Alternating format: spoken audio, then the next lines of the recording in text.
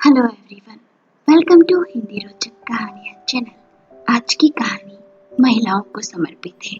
आज की कहानी है गवार हेतु। अगर आपको कहानी पसंद आए तो वीडियो को लाइक करें, शेयर करें और चैनल को सब्सक्राइब करें। ये कहानी स्वरचित और मौलिक है। इसके सभी पात्र काल्पनिक है और आपके मनोरंजन के लिए लिखी गई है। कमला, मेरा टिफिन बना नहीं अब तक, मुझे देरी हो रही है। हाँ, बस बन गया, डब्बा भरकर ला रही हूँ। विनय बड़बड़ाने लगा। ना जाने क्या करती रहती है पूरा दिन, घर में ही तो रहती है, फिर भी इस औरत के काम समय पर नहीं होते। आज ये गवार मुझे लेट करवा के ही मानेगी। कमला टिफिन लेकर आई। विनय ने कहा, आज फिर लेट हो गया, अब बॉस फिर 4 बातें सुनाएगा। तुम कभी ऑफिस गई हो जो पता चले कितने पापड़ बेलना पड़ते हैं ऑफिस में। कमला ने कहा, देरी मेरे कारण नहीं हुई, आप ही देर से उठे, मैंने तो बस 5 मिनट ही लगाए, वो भी मैं हर्ष का स्कूल बस्ता जमा रही थी, इसलिए देरी हो गई। विनय ने कहा, तुमसे तो बस बहस करवा लो, मैं जा रहा हूँ ऑफिस। मुंह बनाकर विनय ऑफिस चला गया। हर्ष को नाश्ता दिया और अपनी सास को चाय पिलाई, फिर घर के कामों में लग गई। हर्ष स्कूल चला गया, कमला भी काम में लग गई, फिर अपनी सास को नहलाया, खाना खिलाया, थोड़ा सा आराम किया और शाम के काम में फिर से लग गई। विनय ऑफिस से आ गया, हर्ष भी खेलकर आ गया, सब खाना खाने लगे। तब हर्ष ने कहा, मम्मी, कल से आप मेरा स्कूल का बैग मत जमाना, आज आपने मुझे हिस्ट्री की कॉपी की जगह मैथ्स की कॉपी रख दी, जबकि उसका तो पीरियड ही नहीं था। आज मुझे बहुत डांट पड़ी स्कूल में। विनय ने कहा, जो काम तुम्हें आता नहीं करती ही क्यों हो तुम कमला। अब ये 8वीं पास औरत कभी अच्छे स्कूल गई हो तो पता होना इसे कि कौन सी कॉपी कौन सी किताब। बेचारी कमला का मुंह उतर गया। खाना देख हर्ष ने कहा, मम्मी, आज फिर रोटी सब्जी बना दी आपने, आप पास्ता नूडल्स क्यों नहीं बनाती। मेरे स्कूल में बच्चे ना जाने क्या क्या लेकर आते हैं, आपको तो कुछ नहीं आता, आप कुछ बनाती भी नहीं, इंटरनेट से सीख क्यों नहीं लेती। कमला ने कहा, मुझे तुम्हारा इंटरनेट चलाना नहीं आता ना बेटा, तुम ही बता देना। तो मैं सीख लूंगी। विनय फिर बोल पड़ा, इंटरनेट सीखेंगी मैडम जी, पहले बोलना तो सीख लो, और फोन चलाना तो आता नहीं अब तक अच्छे से। पिताजी के भी अक्ल पर पत्थर पड़ गए थे, जो इस गवार को मेरे पल्ले बांध दिया। ये सुन कमला की आंखें भर आई। कमला के लिए ये रोज की बात थी। पिछले 12 साल से वो यही सब सुनती आ रही थी और कर भी कह सकती थी। वो दरअसल विनय पहले ऐसा न था, पर वक्त के साथ बदलता गया। कमला सब काम कर कमरे में गई। आज उसका मन फिर दुखी था। विनय तो सो गया, पर वो सोचने लगी, आज जमाना कहाँ का कहाँ पहुंच गया और मैं इस जमाने की दौड़ में कितना पीछे रह गई। वो अतीत में खो गई। कमला के घर में उसके पिताजी और भाई दोनों ही थे। माँ का साथ तो जब कमला 5 साल की थी तभी छूट गया। कमला 8वीं तक पढ़ी, फिर कम उम्र में घर की जिम्मेदारियां भी उसने संभाल ली। आगे पढ़ने का उसका बड़ा मन था, पर उसके गांव में 8वीं तक ही स्कूल था। आगे पढ़ने को बस से शहर जाना पड़ता, इसलिए उसके पिताजी का मन नहीं था। जब कमला 17 साल की हुई, पिताजी ने उसकी शादी अपने दोस्त के बेटे विनय के साथ तय कर दी। उस समय विनय भी 19 साल का ही था। शहर में कॉलेज में पढ़ रहा था। विनय के घर में रुपए पैसों की कमी ना थी, इसलिए विनय के पैरों पर खड़े होने के पहले ही विनय और कमला की शादी हो गई। कमला गांव में सास ससुर के पास रहती और विनय शहर में पढ़ाई पूरी करने में लगा रहा। छुट्टियों में गांव भी आता, कमला को बहुत प्यार करता, उसे बड़े प्यार से रखता। उसके लिए शहर से साड़ी, कभी सलवार कमीज, कभी मेकअप का सामान भी लाता। दोनों बहुत ही खुश थे। विनय की शहर में नौकरी लग गई। कमला भी शहर आकर उसके साथ रहने लगी। शुरू में सब अच्छा चला, पर जैसे जैसे विनय ने तरक्की की वैसे वैसे वो बदलने लगा। वो अब कमला को कहीं भी अपने साथ नहीं ले जाता, उसे हर बात में गवार ही कहता। जब कमला पूछती तो वह कहता, मुझे तुम्हें अपने साथ ले जाने में शर्म आती है, मेरे सब दोस्त पढ़े लिखे हैं, उनकी पत्नियां मॉडर्न हैं और तुम उनके लायक नहीं हो, पता नहीं क्यों शादी कर ली मैंने तुमसे। ये सब कमला ना जाने कितनी बार सुनती। शादी के 5 साल हंसी खुशी में बीते, पर अब रोज उसे यही सब सुनने को मिलता। हर्ष का जन्म हुआ। ससुर जी और कमला के पिता दोनों इस दुनिया से चले गए। सास कमला के पास रहने आ गई, पर दोनों पति पत्नी का रिश्ता बदल गया। कमला की सास बहुत अच्छी थी। वे अक्सर विनय को समझाती थी कि कमला पढ़ी लिखी नहीं है तो क्या हुआ, अपनी जिम्मेदारियां अच्छे से निभाती है, 8वीं तक पढ़ी है, जरूरत का हिसाब किताब कर लेती है, और तुझे क्या चाहिए? यदि इतना ही है तो तू आके उससे पढ़ा। विनय हंस देता और कहता, इस उम्र में अब क्या पढ़ेगी है? माँ लोग हंसेंगे मुझ पर, मेरी हिम्मत मारी गई। जो पिताजी की बातों में आ गया मैं। वक्त बीतता गया। कमला को ये सब सुनने की आदत हो गई, पर अब उसे ज्यादा बुरा लगता जब उसका बेटा भी उससे अच्छा व्यवहार नहीं करता, उसकी खामियां बताता, उसे स्कूल की पेरेंट्स मीटिंग में नहीं ले जाता, अपने दोस्तों की माँ से नहीं मिलवाता। उसका दिल दुख जाता। कमला की सास को पैरालिसिस हो गया था। वो पूरा समय बिस्तर पर रहती, उनका सारा काम कमला करती। बस घर में काम के लिए बर्तन और झाड़ू पोछा वाली आती। उसे पूरा दिन समय ही नहीं मिलता। उस पे भी विनय उसे कहता, तुम पूरा दिन घर में क्या करती हो? आराम ही तो करती हो। सोचते सोचते कब नींद लग गई पता न चला। सुबह वापस कमला अपनी दिनचर्या में लग गई। कुछ दिन बीते, उसकी सास की तबीयत खराब हो गई। 2-3 दिन बाद सास का साथ छूट गया। कमला अब अकेली हो गई थी। घर की जिम्मेदारियां अब कम हो गई। खाली समय अब क्या करे? उसकी एक खास सहेली थी, सीमा, जिससे भी विनय को आपत्ति थी, क्योंकि सीमा गरीब थी, चौल में रहती थी और उसका पति सब्जी का ठेला लगाता था। विनय को उसके साथ कमला का उठना बैठना पसंद न था, इसलिए जब मन दुखी या उदास होता, कमला उसे फोन लगाकर अपना मन हल्का कर लेती। सीमा ने कहा, तू कितना अच्छा खाना बनाती है, तू टिफिन सर्विस शुरू कर ले, तुझे अच्छा लगेगा। कमला को उसकी बात अच्छी लगी। जब उसने ये बात विनय से की तो उसने साफ मना कर दिया और बोला, ये छोटा काम करके तुम मुझे लोगों की नजरों में गिराओगी क्या? तुम जैसी गवार बस यही सोच रखती है, मेरी इज्जत का तो ख्याल रखो तुम। कमला अब क्या करे? घर की 4 दीवारें, टीवी और वो, बस यही उसकी दिनचर्या। वक्त बीता। उस दिन रविवार था। विनय और हर्ष नाश्ता कर रहे थे। कमला भी वहीं बैठी थी। हर्ष ने कहा, पापा कल मेरे स्कूल में एनुअल फंक्शन है, आप चलोगे ना? विनय ने कहा, हाँ मैं आऊंगा ना बेटा। कमला ने कहा, हाँ हर्ष मैं भी आऊंगी। हर्ष ने कहा, नहीं मम्मी आप मत आना, आप आते हो तो मेरे दोस्त आपकी बातें सुनकर मेरा मजाक बनाते हैं। वहाँ सबकी मम्मी इंग्लिश में बातें करती है, कितनी अच्छी ड्रेस पहनकर आती है। विनय ने कहा, मैं चला जाऊंगा, तुम्हें आने की जरूरत नहीं कमला। कमला ने कहा, मैं तो चलूंगी, समझे ना हर्ष, मैं तुम्हारी माँ हूँ और तुम्हें मुझे ले जाने में शर्म नहीं आनी चाहिए। हर्ष ये सुन गुस्सा हो गया और नाश्ते की प्लेट को धक्का देते हुए बोला, नहीं आप नहीं आओगी, आप गवारों जैसी हरकतें करती हो, मुझे आप पसंद नहीं, और उठकर कमरे में चला गया। विनय ने कहा, कर दिया ना रविवार बर्बाद तुमने हमारा, तेरे जैसी गवार औरत से और क्या उम्मीद कर सकते हैं हम? कमला फूट पड़ी। गवार गवार ये शब्द सुनकर तंग आ चुकी हूँ मैं। यदि मैं तुम दोनों को पसंद नहीं, मेरा तुम दोनों के साथ रहने का क्या मतलब? मुझे नहीं रहना अब इस घर में, जा रही हूँ मैं।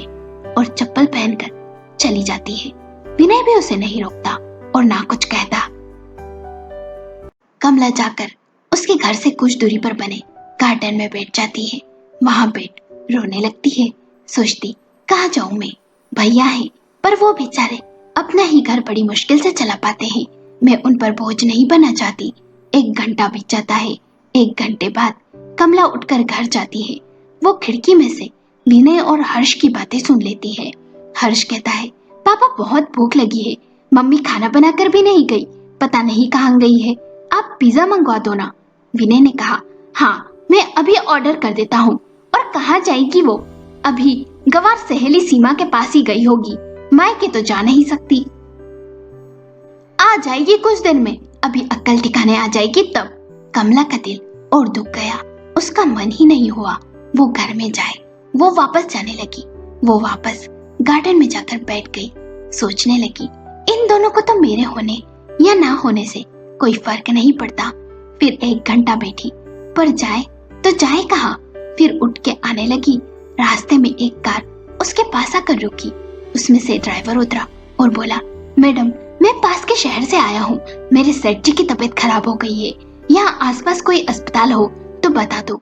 कमला उसे रास्ता बताने लगी। तब ड्राइवर ने कहा, आप हमें वहां तक ले जाएंगी, मैं आपको वापस यहाँ छोड़ दूंगा तो अच्छा होगा। कमला कार में बैठ गई। उसने देखा एक छोटी सी 5 साल की बच्ची रो रही है। एक बूढ़े से सेठ दर्द से करा रहे हैं। उसने बच्ची को अपनी गोद में बैठा लिया और उसे चुप कराने लगी। जल्दी से अस्पताल आ गया। सेठ जी का इलाज शुरू हुआ। उन्हें 5-6 घंटे अस्पताल में भर्ती रखा। तब तक कमला ने बच्ची को संभाला। जब सेठ जी ठीक हुए, उन्होंने कमला से कहा, बेटी धन्यवाद, तुमने मेरी पोती को संभाला। मैं तुम्हारा एहसान कभी नहीं भूलूंगा। क्या तुम मेरे घर काम करोगी? मुझे मेरी पोती को संभालने के लिए एक आय की जरूरत है। मैं तुम्हें तनख्वाह भी दूंगा।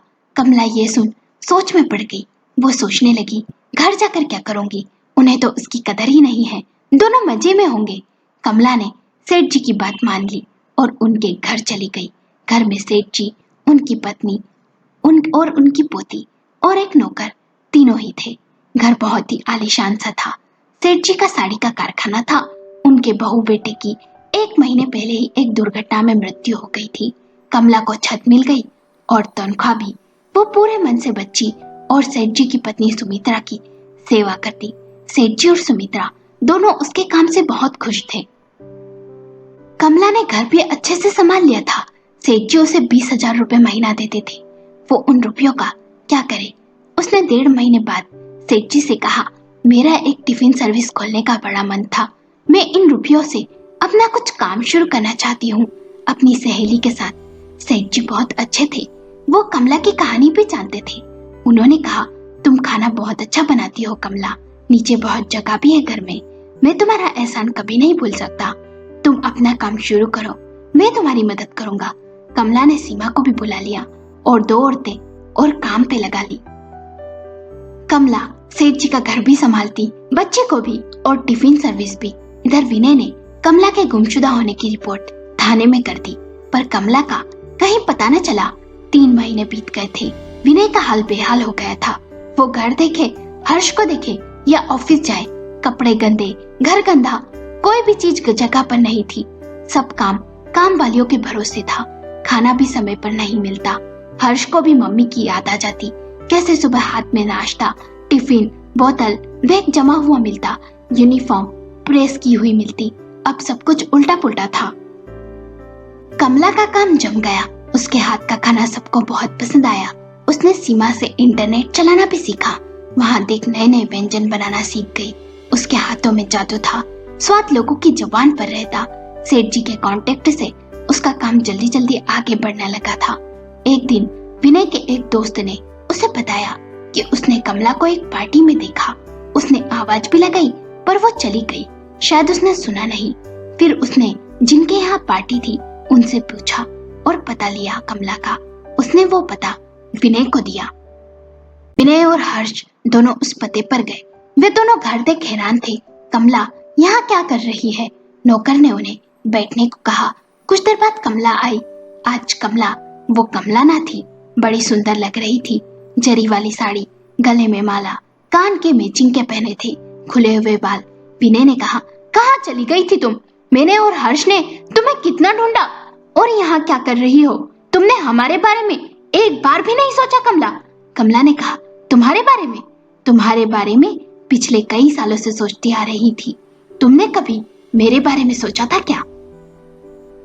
मैं तो तुम्हें और तुम्हारे बेटे को गवार ही लगी हमेशा। तुम दोनों को तो शर्म आती थी ना मुझसे। विनय ने कहा, चलो घर चलो, यहाँ क्या कर रही हो तुम? कमला ने कहा, यहाँ मैं काम करती हूँ, अच्छा खासा कमाती हूँ। कुछ ही समय में मैंने अपनी पहचान बना ली। जानते हो कैसे? टिफिन सर्विस से। जो काम तुम्हें तुम्हारे लायक नहीं लगता था ना, उसी से। तब सेठ जी भी आ गए। कमला ने कहा, ये सेठ जी हैं जिन्होंने मुझे समझा और मेरे काम की कदर की। और वो घर, उस घर में मेरा क्या काम? रहो तुम दोनों आराम से। विनय ने कहा, कमला मुझे माफ कर दो। मैंने तुम्हें हर समय गवार कहा, तुम्हारी कदर ना की। तुम्हारे जाने के बाद समझ आया। औरत से ही घर होता है। उसके पढ़ी लिखी हो या ना हो, वो ही घर को संवारती है। आदमी औरत के बिना अधूरा है। मुझे आज समझ आया। चलो ना, घर चलो ना। हर्ष ने कहा, मम्मी माफ कर दो मुझे, मैंने आपको गलत कहा। आप बहुत अच्छी हो। आपके बिना सच में हम कुछ नहीं है। आप कितना कुछ करती थी मेरे लिए, पर मैंने आपको नहीं समझा। चलो ना मम्मी, घर चलो। सेठ जी ने कहा, तुमने तुम्हारी पत्नी के हुनर की कदर ना की। वो बहुत अच्छा खाना पकाती है। आज उसे ना जाने कितने ऑर्डर मिलते हैं। औरत का सम्मान करो और उसे प्यार करो। कोई भी काम छोटा बड़ा नहीं होता। आज तुम्हारी पत्नी की एक पहचान है। पता है तुम्हें ये बात? बड़े बड़े लोगों के यहाँ उसके हाथ का खाना जाता है। एक औरत ही घर को स्वर्ग बनाती है। यदि उसमें खामी है तो उसे गिनाओ मत, उल्टा उसे सिखाओ। उसे अपमानित तो मत करो। कमला की आंखें भर आई। उसने कहा, आज की औरत किसी से कम नहीं। वो पुरुषों की बराबरी कर सकती है। पर तुमने नहीं समझा। उसका पहनावा, उसकी बोली, उसका रहन सहन, उसके चरित्र और उसके मन का दर्पण नहीं होता है जिससे उसे आका जा सके। समझे ना विनय? विनय और हर्ष के बहुत बार कहने पर कमला ने उन्हें माफ कर दिया। वो अपने घर भी चली गई, पर उसने 2 साल में अपनी एक अलग ही पहचान बना ली थी। अब हर्ष और विनय उसे अपने साथ बाहर ले जाना चाहते थे, पर वो उनके साथ नहीं जाना चाहती थी, क्योंकि अब वो गवार न थी। उन दोनों को अपनी गलती का एहसास था। कमला सेठ जी और भगवान का शुक्रिया करती थी कि सेठ जी ने उसकी जिंदगी बदल दी। आज वो सेठ जी के यहाँ जरूरत पड़ने पर जाती और पोती को भी संभालती। वो किसी भी काम को छोटा नहीं समझती। अपनों की हर छोटी से छोटी खुशी में हंसती भी है। अपनों के हर छोटे से छोटे दुख में रोती भी है। वो अपनों के लिए अपने सारे सपने खोती भी है। जिसकी हर नाम में हाँ छुपी होती है। ऐसी मासूम और प्यारी माँ होती है जो तुम्हारी एक मुस्कान से खुश हो जाती है, जो खुदा से भी तुम्हारे लिए छोटी छोटी खुशियां चुरा लाती है, जो हर घर की शान और गहना होती है। वो जिंदगी से प्यारी बहना होती है, जो सबके सम्मान का ख्याल रखती है, जो उठे अपनों पर उंगली तो सवाल करती है, जो हर पिता के दिल की परी और माँ की जान होती है। वो एक प्यारी बेटी होती है, जो पराए घर को अपना बनाती है, उसे अपने संस्कारों से सजाती है, जो पति की हर परिस्थिति में उसकी संगिनी होती है। वो उसकी सच्ची जीवन संगिनी होती है। दोस्तों, मेरे द्वारा लिखी गई ये कहानी गवार है तो आपको कैसी लगी? हमें अपने विचार कमेंट करके बताएं। यदि कहानी पसंद आई हो तो वीडियो को लाइक करें, शेयर करें और चैनल को सब्सक्राइब करें।